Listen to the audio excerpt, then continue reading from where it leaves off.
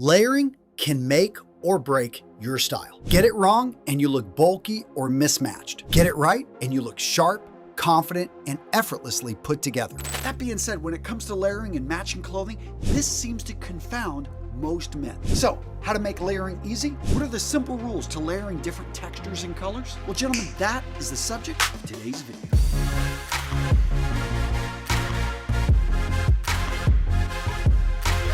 So first up, why should you care about layering? It gives you temperature flexibility. Yeah, you can shed or add layers depending on how you feel. The next reason, it creates dimensional interest. Now that's just a fancy way of saying it doesn't flatten your overall look. It creates a feeling of depth, and in some cases, it can even create an illusion of size and breadth. On top of that, when layering and color combinations are done right, they draw the eyes to the face, which in most professional situations is the goal. You want people to look you in the eyes, and you want your clothing to enhance your presence, not overpower it. Okay, so you're convinced. You want to layer. What are the rules? Now, when it comes to layering, the first rule is to keep it simple, silly. Seriously, you don't need to overcomplicate this. You're not some Instagram post. You aren't necessarily a Facebook model, so don't think that you've got to layer 5 items. Guys, 2 to 3 is perfect. Keep it simple. You don't want to make this overly complex because then you're not going to enjoy the process.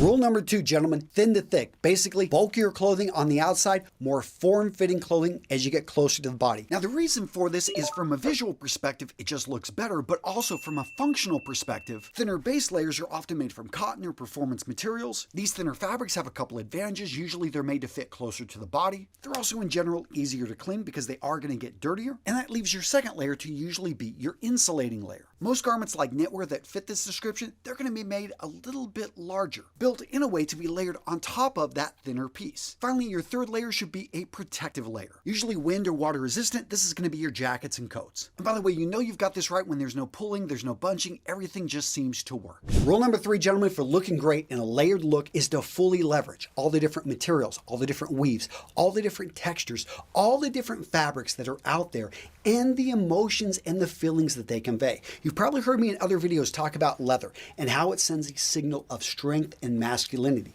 I've also probably talked about some of the nap surfaces we see on knits and we see on certain shirts that make people want to go in there and touch. So think about that. You're wearing something that's rugged, that makes also people want to get close, women especially, and touch. If you're going on a date, why not have a rugged but approachable look? You see how this all plays in? And that's the power of layering. So in case you're not aware, visually, texture can create contrast and interest in clothing, even if it's of the same color. So you could be wearing a navy shirt with a navy sweater with a navy jacket. Yet if the texture of each of the items is different, it can create a very strong layered look because we have maybe a sheen surface on the shirt. On the sweater, we have a napped wool or cotton, while on the outer jacket, we've got a rough, protective, smooth surface, or even leather. Well, you can see how paying attention and bringing this into the equation just simply gives you more options. Rule number 4 to layering clothing, gentlemen, is understand every layer should be able to stand on its own. Basically, don't layer with garments that you wouldn't want to be seen. Yes, you're only going to be showing the collar of that shirt, but if it has a big stain on it, I would refrain from wearing it. Simply put, the way Murphy's Law works is that, the AC is going to go out in your office and you're going to want to take that layer off and you're going to feel, weird doing it because you got that huge stain on the shirt. You don't want to wear something that if worn by itself, it just wouldn't fit. You can do this in a crunch where, yes, you could wear a well-fitted sweater over an ill-fitted shirt, but I still think that if someone, if you look at the back, you can sometimes see the clothing crinkling up underneath. I truly believe that every time you layer, every single piece should be able to stand on its own. Rule number 5, let's talk about layering patterns. Layering patterns is very similar to matching patterns. What you don't want to do is go with 2 patterns right next to each other. So the great thing about wearing knits is that knits, most of the time, they've got their own distinct textured pattern. They oftentimes don't have like different large patterns that repeat themselves, which you would see in shirts. So that's why I like knits. They kind of offer a very safe buffer. But if you're going maybe for a jacket that's got a herringbone weave in it, then you don't want to have a shirt that's got a herringbone weave, especially if they're going to be similar. You want to keep patterns muted. Yes, you can wear a shirt, and we see it all the time, where the undershirt has a strong pattern to it. That's fine, as long as you're comfortable wearing that item by itself if you were to take the layers off. And if the other 1 or 2 items you're pairing with it are solids in a neutral color, that can work. Lastly, you will see a rule out there about going from lighter to darker on the way outwards. I don't, as you can see, I'm not following that right here. I do think if you're just getting started, that rule can work, especially if you're wearing a white collared shirt. But yeah, that one can be bent and broken so many different ways. I wouldn't worry too much about it. A lot of guys think though they need to bring in bright colors. Have one piece that pops. And if you're going to do it, I like it where it's a lower level piece that you don't see a whole lot of. You could wear a shirt, maybe even the sweater if you're going to wear a jacket over that. And that way it brings a bit of pop. But remember, gents, style, it's not about bright colors. It's not about even standing out from the crowd. No, it's about wearing clothing that accentuates your natural features and helps you look your best. And the reality is, for most guys, classic neutrals are where it's at. So when it comes to layering, what are my go-to pieces?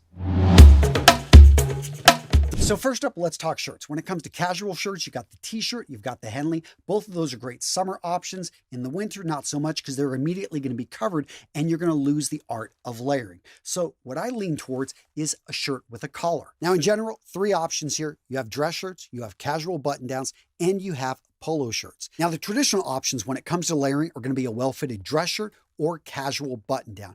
Either one of those, assuming it is a good fit, you could slip a sweater right on top of that, then put a jacket and even a coat on top of that. These can work really well. Next up, gents, let's talk sweaters. Tons of options out there, but let's first start with the different style of necks. You're going to see crew necks, you're going to see V-necks, you're also going to see button mock necks, half zip mock necks, and one of my personal favorites, turtlenecks. Now, all these examples I just showed you are pull over sweaters. You are going to see some sweaters that button all the way in the front. These are known as cardigans, and they come usually with 2 different types. You've got the standard collar cardigan, and then you've got the Charlotte collar cardigan. Now, in general, when it comes to layering, I love the V-neck because it's going to do a great job of showing the collar. If you're going with a crew neck, depending on how tight it is, you're probably not going to be able to easily show a collar, although you can sometimes if you're wearing a necktie and if it's a little bit loose. When it comes to the turtleneck, no, you don't want to wear a necktie underneath this. This is when you can wear, just a casual t-shirt or even a long sleeve Henley on this underneath it. But yeah, usually with the turtleneck, it's going to be that turtleneck, which is going to draw all the attention. And it's a great look. Next up, let's talk about casual jackets. And in case you're wondering the difference between a jacket and a coat, a jacket is something that actually can have a layer on top of it. Coats do not allow for another layer on top, and jackets are normally shorter. You're not going to see jackets go past the curvature of the buttocks, and many jackets go right and end right at the waist. Now, different types of casual jackets out there. You saw throughout this video, I was wearing a leather jacket. I could have easily substituted that for a suede jacket. Both options I've made videos ad nauseum about, and I love them. I have plenty in my wardrobe. Now, the field jacket, this one is really underutilized, and what I love about it is oftentimes they come in a very lightweight material. So right here, as you can see, I've put that layer over the sweater, and because of the length of the jackets, the pockets right here, it's going to give a bit more depth. It definitely, again, relatively monochromatic look here, but this green is one of my favorite colors. So always bring in solids as well with most jackets, your first couple jackets, then maybe your third or fourth, you can bring in a pattern. Patterns are great for sports jackets, and sports jackets are casual. I know some guys think sports jackets are suits. They're not. A suit, it's a jacket and trousers made from the same material, usually in a dark color that's solid. Now, sports jackets, as the name implies, come in a wide variety of different materials, different colors, because they were intended to be sportier, more fun. In fact, the first sports jackets were worn to be hunting. So these are oftentimes made from more durable materials such as tweed. And I would say if you can bring in the sport jacket to your wardrobe, this is like the secret weapon to really level up your fall and winter and even spring wardrobe. But I get it. If that's too dressy for you, then again, look to the trucker jacket, the jean jacket. These are great options here, and actually they come in a wide variety of colors and more materials than just denim. And if you want to bring in something more classic, maybe look at the Blouson jacket, the Harrington jacket. Maybe go for a style like a bomber or a flight jacket that isn't even made from leather. There's a wide variety of different materials. This right here is just a great option. You can even bring in a varsity jacket. Next up, we've got coats. Now, when it comes to coats, function first. But if you've got that covered, you can start to have fun. And I do think if you live in an area like I do here in Wisconsin, if you're over in Minneapolis, guys, you should have at least few coats in your wardrobe to be able to change it up and have fun. Have a parka because it gets deathly cold when it's negative 30. That being said, when it's just 30 degrees, maybe have a little bit of fun. Look for one of those top coats that you can wear over your suit and has a great look to it. Maybe when it gets down to zero, you're in Chicago, hey, you still want to be able to pull off, your dad was in the Navy, you want to pull off a pea coat. They have a long storied history and are incredibly versatile and warm. Maybe you're English and your great-grandfather served in the Great War. Well, bring in the duffel coat. There were some great historic photos, and this jacket can still be found and is incredibly functional and warm and looks good. Now, for you guys out in California, I get it. You're not getting crazy winters, but you got also some options. Maybe the trench coat, yes, has a classic military history, but also featured in the movie Casablanca and a wide range of other movies. Yeah, most people aren't even thinking to pull off a trench coat, but yeah, it is functional. And you can even bring in maybe a waxed jacket. You're up in the Northwest. Hey, I know you get a lot of rain. That is your guys' idea of snow, but wear a jacket that's going to be functional, has classic, maybe a classic barber. Now let's get into trousers. So the base layer of the trousers, if you live in an area of the world that it gets below zero, consider thermal underwear. Now, there's a lot of cheap options out there. I do recommend spending a little bit more, especially when it comes to the bottoms. You want something that's insulated, that just fits well, is comfortable, doesn't have any hot spots, and this can make a huge difference, especially if you're not buying specialty, heavier weight winter pants. That being said, a heavier weight jean is a decent start, and for a lot of guys, this is a lot more stylish, especially in a raw denim, but there are specialty materials like cavalry twill, moleskin. You can find a wide variety if you look for flannels. I know sometimes I just walk into specialty menswear stores, and this would be in the mall when I'm traveling. I just say, hey, do you have any flannels? And they've usually got a few pairs, sometimes in different styles, shape, just basically they look like jeans, except they're made from a napped material. This basically has a little bit of a three-dimensional weave to it, so it's going to better insulate because it's going to trap just a little bit of air, and they are really comfortable. And I really just like how, yeah, they change up the whole, they fit like jeans, but they look better. Now, of course, you can always get gray flannels in a dress pant. If you look for them, again, going into finer menswear stores or just looking online, there are some options out there. You're also going to see moleskin. This is going to usually be made from cotton, and it has, again, a little bit of a napped surface.